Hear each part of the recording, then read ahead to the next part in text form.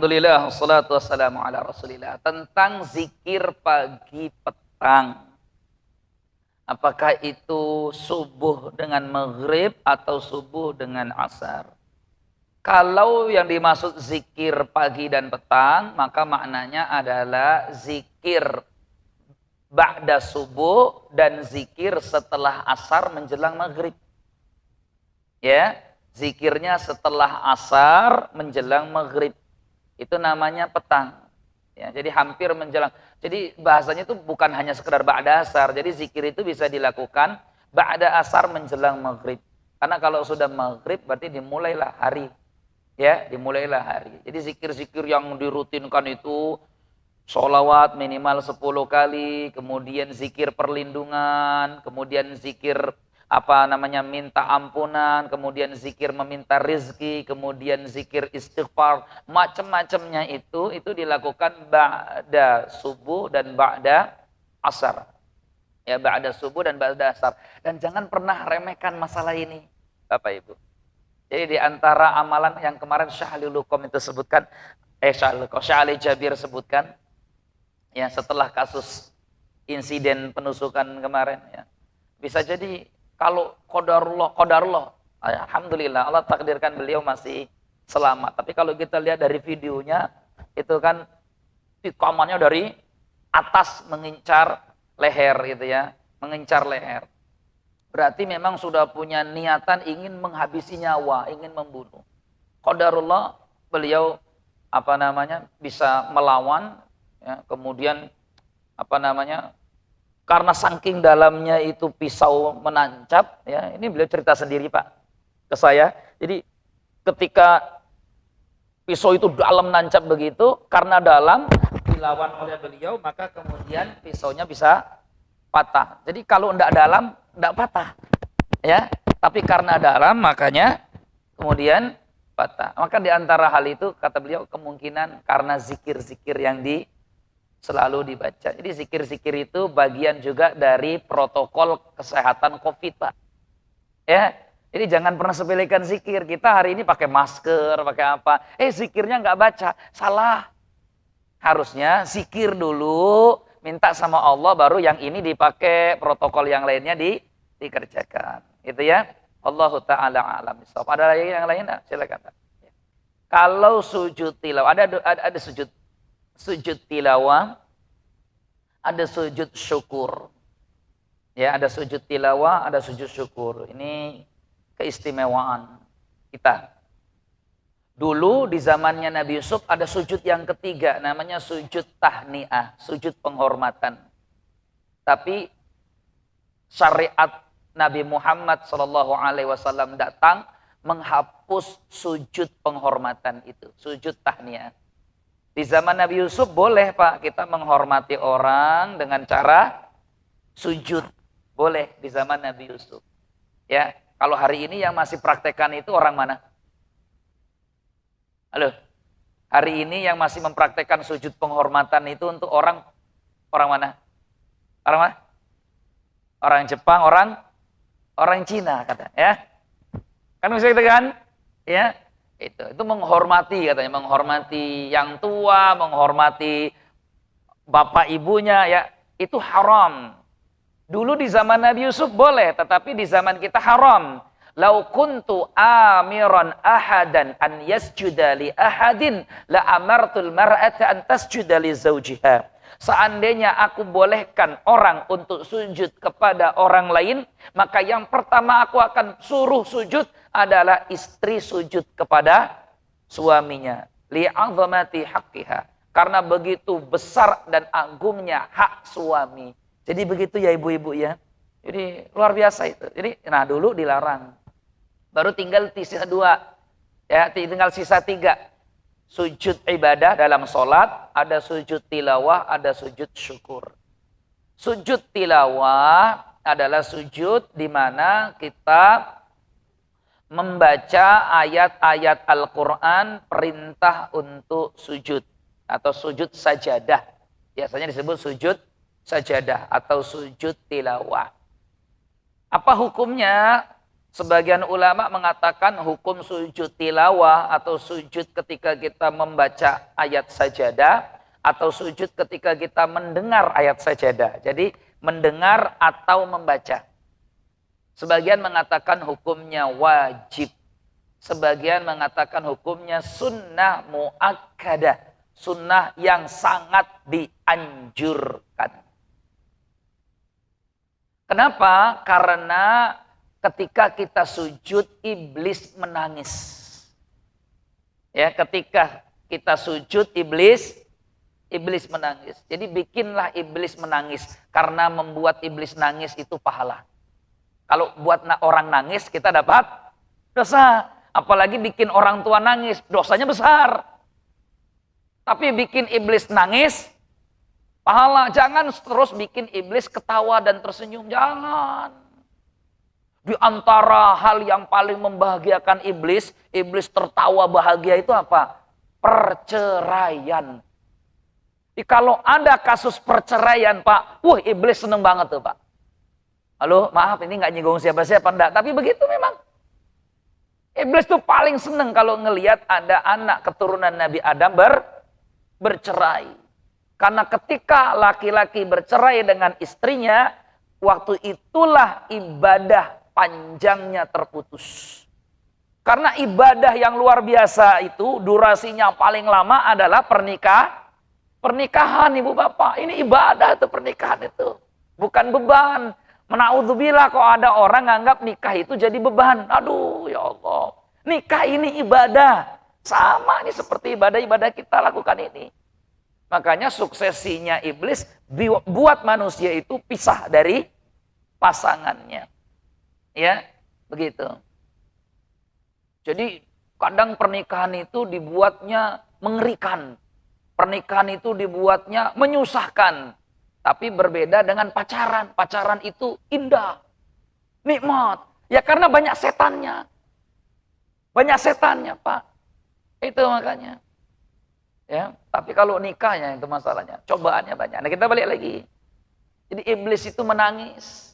Di antara ucapannya iblis menangis itu adalah iblis itu menangis karena iblis diperintahkan oleh Allah langsung untuk sujud.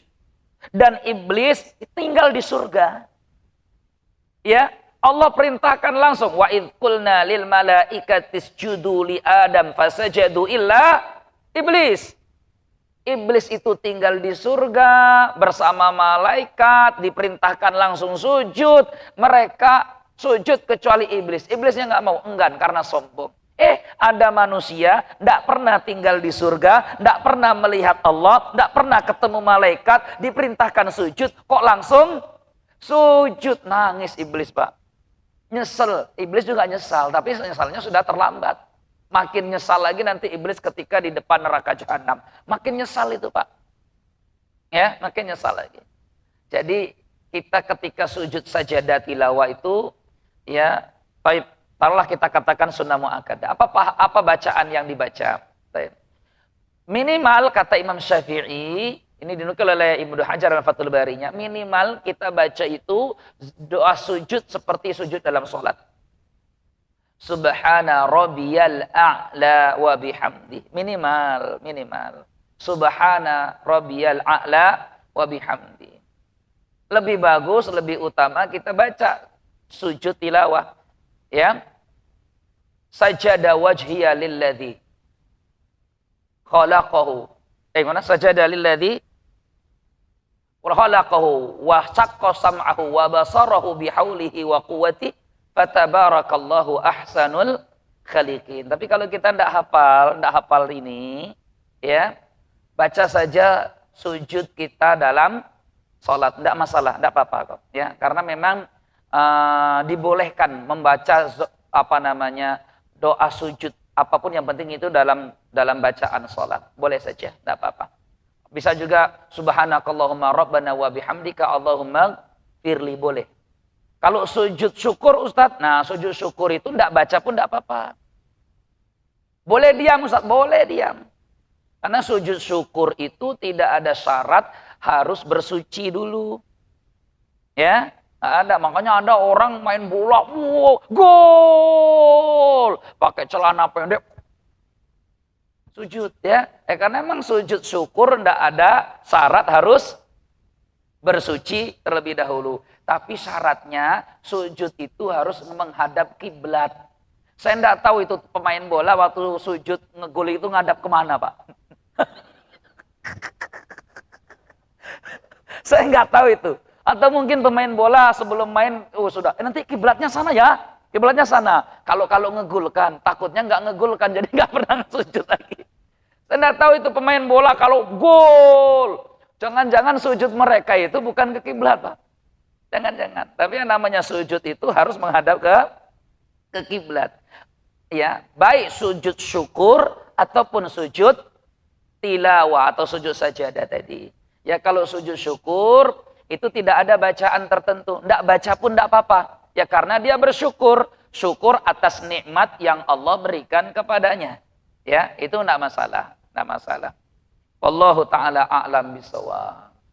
Cukup ya? Oh, ada yang terakhir nih Bu-ibu, udah kasih mak-mak jatah. Jadi kalau ndak mak-mak ya terakhir. Salawatnya sendiri benar. Sallallahu ala Muhammad. Ya. Bahkan lafaz sholawat banyak ragamnya. Ada ulama menulis dan mengumpulkan semua sholawat dalam kitabnya Jala'ul Afham fi fadli salati wassalam ala khairil anam. Jadi sholawat itu banyak ragamnya, macam-macam yang datang dari Nabi SAW. Ada sekitar belasan sholawat. Yang kita pakai itu biasanya sholawat standar. Sallallahu ala Muhammad atau sallallahu alaihi wasallam atau Allahumma salli wa sallim ala nabiyyina Muhammad, ya itu, atau kemudian Allahumma salli ala Muhammad wa ala ali Muhammad, itu salawat standar, salawat Ibrahimiyah ya, atau salawat Jibril. Secara apa namanya syariat itu benar. Ya, tapi jangan ditentukan selama seminggu atau selama sebulan atau sekian ribu kali, karena menentukannya ini harus menggunakan dalil, harus menggunakan hadis. Ya, setahu saya perintah di dalam hadis tentang sholawat itu adalah perintah memperbanyak sholawat, bukan perintah untuk menentukan jumlahnya. Ya, karena orang yang paling banyak sholawat kepada Rasulullah itu yang paling pertama kali mendapatkan syafaatnya nanti di hari kiamat. Jadi perbanyak sholawat. Minimalnya 1 hari 10 kali di pagi hari, 10 kali di sore hari, itu baru ada dalilnya. Karena Nabi katakan, man shalla alayya salatan sallallahu biha alaihi asyra. Ya. Tapi kalau yang nanti sholawat sekian ribu kali, nanti sholawat sekian ribu kali, wallahu alam. Saya belum menemukan itu dalam petunjuknya. Karena biasanya Ibu, ketika kita sudah menentukan jumlah, itu pasti ada tujuan yang mau dicari. Atau kemudian ada hal embel-embel yang diyakini. Biasanya begitu. Nah, tapi pada umumnya memperbanyak sholawat itu diperintahkan. Tidak harus ditentukan, karena kalau ditentukan jumlahnya, ibu mungkin mampu, tapi yang lain belum tentu mampu. Terus kalau yang tidak mampu bagaimana? Maka kalau bahasa hadis, perbanyaklah sholawat. Berarti memperbanyak sholawat semampu kita. Mungkin ada yang mampu 1000, tafadhal. Ada yang mampu cuma 25 kali, tafadhal. Ada yang mampunya perbanyak itu cuma 300, silakan. Ada yang mampunya cuma 500, silakan. Artinya memperbanyak sholawat tanpa ditentukan jumlahnya. Jadi tidak harus dipercayai. Tidak harus dipercayai. Ibu perbanyak sholawat silakan ya. Dan kalaupun ada kepercayaan, nanti kalau selama 30 hari dibaca nanti dapatnya ini dapat. Nah, ini tidak perlu diyakini ya. Tidak perlu diyakini. Tapi kita yakin bahwa sholawat itu punya keutamaan dan keistimewaan. Kita yakin dan sangat yakin. Begitu ya. Jadi Bapak Ibu, ayo perbanyak sama-sama sholawat dalam setiap hari kita. Kita bahkan dalam setiap ibadah kita ada perintah sholawat. Masuk masjid, keluar masjid ada sholawat. Gitu ya. Mungkin itu saja. Subhanakallah bihamdika asyhadu an la ilaha illa anta astaghfiruka wa atubu ilaik. Semoga Allah Subhanahu wa taala selalu melindungi kita dan semoga Allah Subhanahu wa taala segera mencabut dan mengangkat wabah ini dari negeri kita dan memberikan keamanan kepada kita semua. Allah sembuhkan saudara-saudara kita yang sakit dan Allah jadikan sakit-sakit mereka sebagai sebab Allah angkat derajat dan Allah ampunkan dosa-dosanya. Amin ya rabbal alamin. Assalamualaikum warahmatullahi wabarakatuh.